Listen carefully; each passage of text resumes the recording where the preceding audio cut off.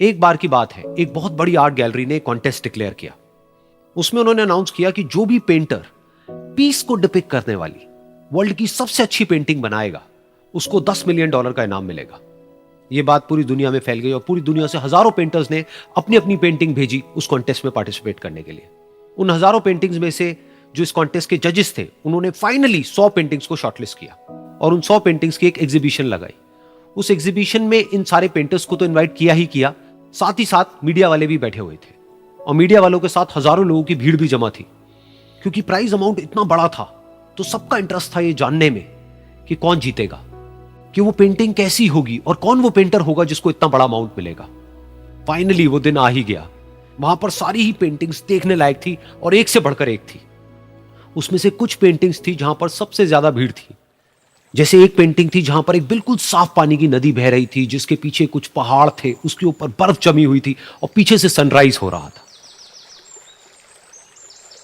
एक और पेंटिंग थी जहां पर पेंटर ने पीस को डिपिक्ट किया था फुल मून नाइट के थ्रू, यानी कि एक बिल्कुल पीसफुल लेक थी जिसका पानी बिल्कुल स्टिल था, इतना स्टिल कि उसके अंदर आप रिफ्लेक्शन देख सकते थे आसपास में जो भी कुछ था उसका, बिल्कुल एक मिरर की तरह। और बिल्कुल डार्क आसमान में कुछ तारे चमक रहे थे और एक चांद चमक रहा था। उसके अलावा एक पेंटिंग थी जिसमें बिल्कुल सफेद बादल थे, नीला आसमान था और बिल्कुल हरी हरी घास थी। यानी कि सारी ही पेंटिंग्स ऐसी जिसको देख करके ही मन शांत हो जाए। तो कॉन्टेस्ट बहुत ही टफ था क्योंकि सारी पेंटिंग्स एक से बढ़कर एक थी। तो जजेस के लिए शॉर्टलिस्ट करना कि कौन सी पेंटिंग बेस्ट है, that was very very difficult. लेकिन वो मोमेंट आ ही गया जब जजेस ने अपना माइंड मेकअप कर लिया और एक पेंटिंग को इन सारी पेंटिंग्स में से सिलेक्ट कर लिया और उस पेंटिंग को एक बड़े से कर्टेन के पीछे रख दिया। सामने वो सारे पेंटर्स बैठे हुए थे, मीडिया वाले थे और हजारों लोगों की भीड़ थी। सबकी क्यूरियोसिटी बढ़ती चली जा रही थी क्योंकि अमाउंट बहुत बड़ा था। लेकिन जैसे ही वो पर्दा हटा और सामने से सबने उस पेंटिंग को देखा तो सब हैरान रह गए। सब एक दूसरे की शक्ल देखने लगे। किसी को कुछ समझ नहीं आ रहा था कि एक्चुअल में हो क्या रहा है, क्योंकि वो पेंटिंग जो वहां पर दिख रही थी वो दूर दूर तक शांति को डिपिक्ट नहीं कर रही थी। तो सबको लगा कि शायद उस आर्ट गैलरी से कोई गलती हुई है या जजेस से कोई गलती हुई है और किसी गलत पेंटिंग को वहां पे रख दिया है। तो कुछ पेंटर्स एक साथ गए, जाकर के उस आर्ट गैलरी के ओनर से मिले और जाकर के उससे पूछा कि क्या ये कोई गलती है, गलती से कहीं कोई गलत पेंटिंग तो आपने वहां पे नहीं रख दी है। तो आर्ट गैलरी वाला थोड़ा सा मुस्कुराया और बोला, नहीं, ये पेंटिंग बिल्कुल ठीक है। जजेस ने इसी पेंटिंग को सिलेक्ट किया है और यही पेंटिंग आज की विनर है।